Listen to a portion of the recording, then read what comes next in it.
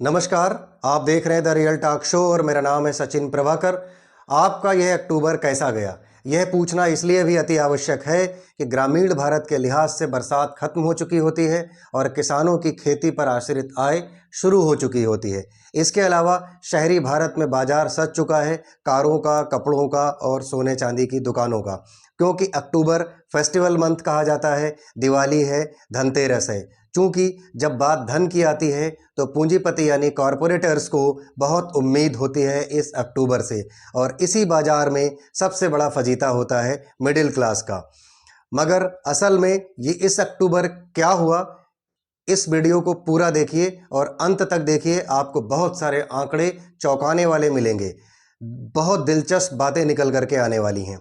हवा में प्रदूषण बहुत बढ़ चुका है, डॉलर के मुकाबले रुपया बहुत कमज़ोर होता जा रहा है। विदेशी निवेशक अपना 80,000 करोड़ रुपया जो निवेश किए थे वो निकाल चुके हैं, क्योंकि उनका मानना है कि जिस देश में लगातार अंतर्राष्ट्रीय मुद्रा डॉलर के बदले उस देश का रुपया कमज़ोर होता जा रहा है, तो उस देश में निवेश खतरे से खाली नहीं है। इसके अलावा शेयर बाजार में जो पिछले 6 माह में अर्न किया गया है, कमाया गया है, उसका अधिकतम हिस्सा डूब चुका है। दिल्ली में प्याज 70 से 80 रुपए किलो बिक रहा है, टमाटर 80 रुपए किलो बिक रहा है, आलू 50 रुपए किलो बिक रहा है। पहली बार ऐसा देखने में आया है कि केंद्र सरकार ने इस मुद्दे पर हस्तक्षेप करते हुए नासिक से 42 वैगन भर प्याज मंगवाया है, जिसका वजन लगभग 1600 टन बताया जा रहा है। जो कि केंद्र सरकार ये चाहती है कि प्याज 30 से 35 रुपए किलो दिल्ली के आसपास के क्षेत्रों में बिके। तो पहला सवाल केंद्र सरकार से यही है कि प्याज दिल्ली के ही क्षेत्रों में 30 से 35 रुपए किलो क्यों बिके, अन्य क्षेत्रों में क्यों ना बिके। और यह भी बताया जा रहा है कि यही प्याज इतनी ही क्वांटिटी में लखनऊ और बनारस के स्टेशनों पर भी उतारा जाएगा। हालांकि यह प्याज महाराष्ट्र से आया है, यानी नासिक से आया है, तो इसके कुछ चुनावी मायने भी हैं। इसका महाराष्ट्र के विधानसभा चुनाव से भी कुछ लेना देना है। कहीं महाराष्ट्र के लोगों को गुड फील कराए जाने के लिए तो महाराष्ट्र से इतनी क्वांटिटी में प्याज नहीं मंगवाया गया है। बहरहाल जो भी है, अगर उपभोक्ताओं को प्याज सस्ते दाम पर उपलब्ध होता है, मुहैया होता है, तो यह उनके लिए बहुत राहत भरी खबर होगी। द हिंदू पेपर की माने तो सितंबर माह में खाने के दामों में 9.24% में वृद्धि हुई है, जो कि कुल महंगाई की दर 5.5% के बराबर हो गई है। ये कुल 9 महीनों की सबसे अधिक महंगाई में वृद्धि दर रही है। आरबीआई की महंगाई दर 4% है, जबकि ग्रामीण क्षेत्रों में भी 6% महंगाई दर रही है। इसका मतलब आप इन आंकड़ों से अंदाजा लगा सकते हैं कि ग्रामीण क्षेत्रों में भी लगातार महंगाई बढ़ती जा रही है। अगस्त में सब्जी की महंगाई की दर 10.7% थी, जो कि सितंबर में बढ़कर 36% हो गई है। प्याज गांव में भी महंगा है, आलू और टमाटर गांव में भी महंगा है, लेकिन लाया गया है सिर्फ दिल्ली वालों के लिए। फिर एक बार केंद्र सरकार से यह सवाल है कि क्या भारत के गांव दिल्ली की केंद्र सरकार के बाहर के हिस्से से आते हैं? हिंदुस्तान अखबार की रिपोर्ट माने तो जो कि 15 अक्टूबर को वो रिपोर्ट छपी थी, सब्जियां उतनी महंगी पिछले 10 सालों में कभी नहीं हुई जितनी कि इन 6 माह में हुई हैं। ऐसी अनेक खबरें आपको मीडिया और सोशल मीडिया के माध्यम से मिल जाएंगी, मगर आपको हवाला दिया जा रहा है भीषण गर्मी का, बेमौसम असामान्य बारिश का। इसका जिम्मेदार बताया जा रहा है। क्या 10 सालों की महंगाई 6 माह में आने के बाद इसी अनुपात में आपकी कमाई बढ़ी है? यह देखने वाली बात होगी। जहां एक अच्छी और सेहतमंद खाने की थाली 52% महंगी हो गई है, वहां आपकी तनख्वाह सिर्फ 9 से 10% बढ़ी है। यह बताता है भारत का सर्वमान्य पेपर द हिंदू, जिसको आईएएस एस्पिरेंट को भी पढ़ने के लिए कहा जाता है, जिसके साक्ष्य में विश्वसनीयता है, जिसके आंकड़ों में विश्वसनीयता है, वो पेपर यह बात बताता।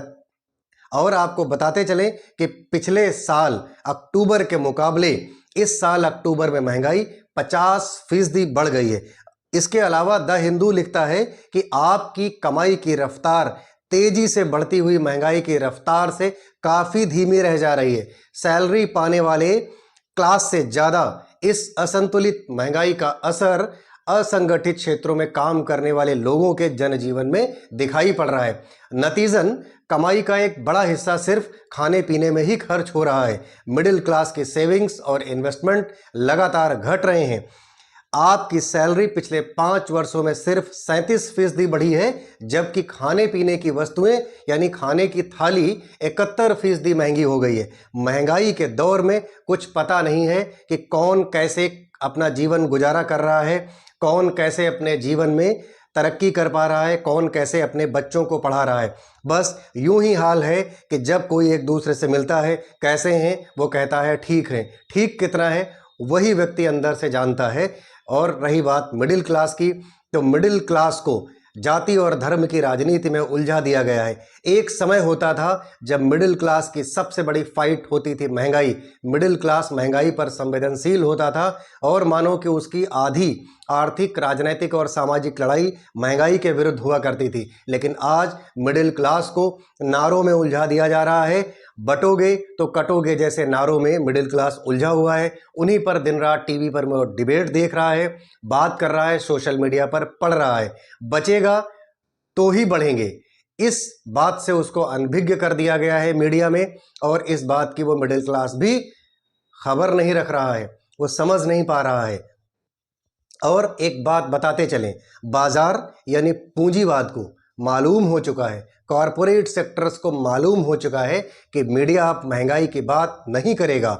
मीडिया के एजेंडे से महंगाई की खबर बाहर हो चुकी है। आप इस दौर में क्या उम्मीद कर सकते हैं कि जब मीडिया महंगाई जैसी समस्या को अपने एजेंडे से बाहर कर चुका है, तो क्या किसी रिटेल चेन और क्या किसी कॉरपोरेट का सीईओ सच बोलेगा? अगर वो सच बोलेगा तो उसको सामना करना पड़ेगा ईडी और इनकम टैक्स की रेड से।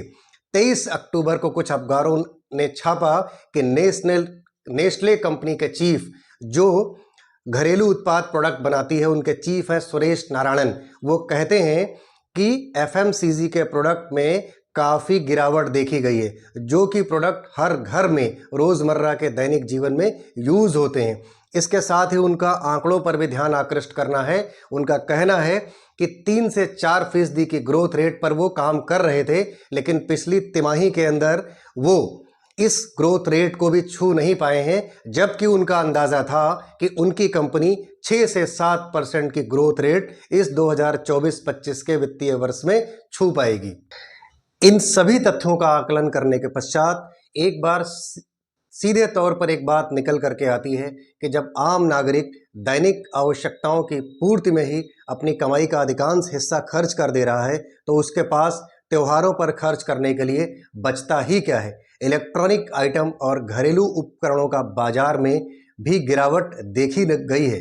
पिछले अक्टूबर की तुलना में इस अक्टूबर की शुरुआत ही काफ़ी धीमी रही है, जबकि मात्र 5 से 7% की बढ़त देखने को इस बार मिली है।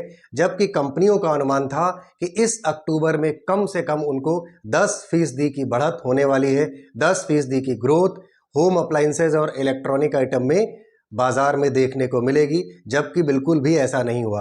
किराना व्यापार और कपड़े के व्यापार के लिहाज से अगर बात की जाए तो बहुत मुश्किल है छोटे दुकानदारों के लिए मॉल और रिटेल चेन के मॉल से लड़ पाना, क्योंकि डिस्काउंट का ऑफर बड़े मॉल्स को दे पाना ज़्यादा आसान होता है, क्योंकि वो ह्यूज क्वांटिटी में, बल्क क्वांटिटी में ऊपर से मैन्युफैक्चरर से प्रोडक्ट को खरीदते हैं और कस्टमर लगातार डिस्काउंट के लालच में उनके यहाँ जाता है। बाजार की रौनक इसलिए भी गायब है कि छोटे दुकानदारों के पास डिस्काउंट के अवसर थोड़े से कम होते हैं एज कंपेयर टू मॉल्स के।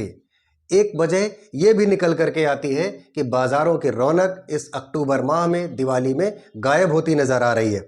दीपावली इस बार महीने के अंत में है, यह भी एक बड़ा फैक्टर है कि बाजारों से रौनक गायब है। इसलिए भी बाजार की रौनक गायब दिख रही है, क्योंकि तनख्वाह तो महीने में एक बार आती है, खर्चा महीने के 30 दिन होता है, और अंत में जब 30 से 31 तारीख को कोई भी त्यौहार पड़ता है तो वह त्यौहार तनख्वाही लोगों के लिए फीका ही हो जाता है, और ख़ास करके प्राइवेट नौकरी में काम करने वाले लोगों के लिए, जो असंगठित क्षेत्रों में काम करते हैं उनके लिए।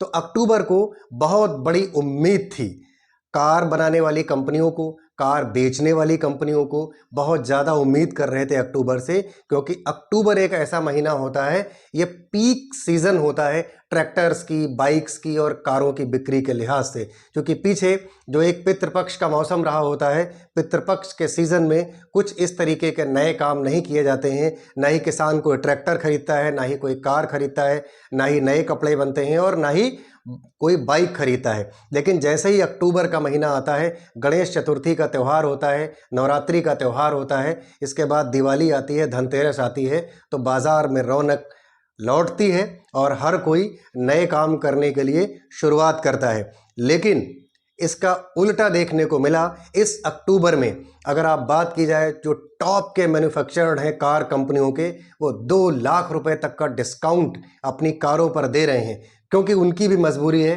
कारें बन करके वेयर हाउसेज में खड़ी हैं बिक्री के लिए, लेकिन खरीदार कम हैं। 7.8 लाख गाड़ियां तैयार हैं बनकर बिक्री होने के लिए, लेकिन उनके खरीदार कम हैं, जिनकी कीमत बाजार के हिसाब से बताई जा रही है 78,000 करोड़ रुपए। निश्चित बात है कि अगर यही 78,000 करोड़ रुपए का जो निवेश मैन्युफैक्चरिंग कंपनियों का हुआ पड़ा है, अगर वही पैसा खाली हो जाए, उनका वो पैसा चलन में आए, तो भारत देश की अर्थव्यवस्था में भी एक बड़ा हिस्सा उनका लगेगा। लेकिन कारों का कम बिकना देश की अर्थव्यवस्था और कार कंपनियों के लिए चाहे बिल्कुल भी अच्छा ना हो, लेकिन हर उस शहर के बासिंदे के लिए बहुत अच्छा है। उनको कम से कम सांस और फेफड़ों की बीमारियों से जूझना नहीं पड़ेगा। यही कारें जो धुआं छोड़ती हैं, इससे सांस और फेफड़े की बीमारियां भी फैलती हैं। इलाज वैसे भी बहुत महंगा है और कराना भी खुद ही पड़ता है, क्योंकि भारत में सरकारें इलाज दे पाने में अब तक नाकाम होती आ रही हैं।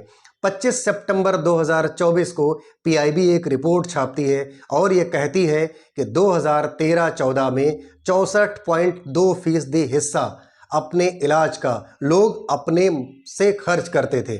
वही मद कम हो करके 2021 और 22 में सिर्फ 39.4% रह गया है। इसका मतलब ये बताने की कोशिश कर रही है पीआईबी कि अब 39.4% कुल इलाज का हिस्सा ही लोग अपने से खर्च कर रहे हैं, बाकी सरकार वहन कर रही है। सरकार इस आंकड़े को सकारात्मक तौर से ले रही है, लेकिन वास्तविक स्थितियां क्या हैं ये आप सब बखूबी जानते हैं। भारत सरकार जिन देशों के साथ अपनी आर्थिक तुलना करती है, उन देशों की अगर बात करें तो जो ये 39.4% का डाटा है, इसका अगर आप तुलना करें तो चाइना में यह डाटा 28.61 है, जापान में 40% है, जर्मनी में 12% और फ्रांस में 9%। शेयर बाजार में 10 लाख करोड़ भारतीय निवेशकों के इसी दूसरी तिमाही में ही नुकसान हो चुके हैं। आईटी का राजस्व भी घट गया है, कॉरपोरेट का भी परफॉर्मेंस कुछ अच्छा नहीं निकल करके आया है। निवेशकों ने अपने 80,000 करोड़ रुपए निकाल लिए हैं। उनका सीधा सा ये कहना है कि भारत में इस वक्त भारतीय मुद्रा रुपया विदेशी मुद्रा यानी अंतर्राष्ट्रीय मुद्रा डॉलर के कमजोर हो रही है, इसलिए यहाँ पर निवेश करना खतरे से खाली नहीं है। उन्होंने अपना निवेश निकाल लिया है। फिलहाल मिडिल क्लास की हालत खस्ता है। बाजार है जहां आपको अपनी असल ताकत दिखाने का भरपूर मौका है और सबको बराबर का मौका है, बराबर का अवसर है। अगर आप सामर्थ्यवान हैं तो अपनी पूरी क्षमता आर्थिक तौर पर आप बाजार में जा करके दिखा सकते हैं और खूब पैसा खर्च कर सकते हैं। लेकिन मिडिल क्लास की हालत खस्ता है और मिडिल क्लास ही ज़्यादा है जो बाज़ारों को रोटेट करता है, बाज़ारों में भीड़ बढ़ाता है। जब भी आप बाज़ार जाएंगे तो सबसे ज़्यादा वहाँ मिडिल क्लास तबका ही आपको बाज़ारों में झोला ले करके खुले मन से खरीदारी करता नज़र आएगा। अब स्थिति क्या है, जो भी है सब कुछ आप सबके सामने है। अब आप इस अक्टूबर को किस तरीके से यादगार बनाना चाहते हैं और क्या जिस तरीके से यादगार बनाना चाहते हैं आप बना पाएंगे। धन्यवाद। आज के इस वीडियो में बस इतना ही। आगे और भी वीडियोस देखते रहने के लिए हमारा वीडियो लाइक कीजिए और लोगों को भी शेयर कीजिए, हमारा वीडियो सब्सक्राइब कीजिए। धन्यवाद। जय हिंद, जय भारत।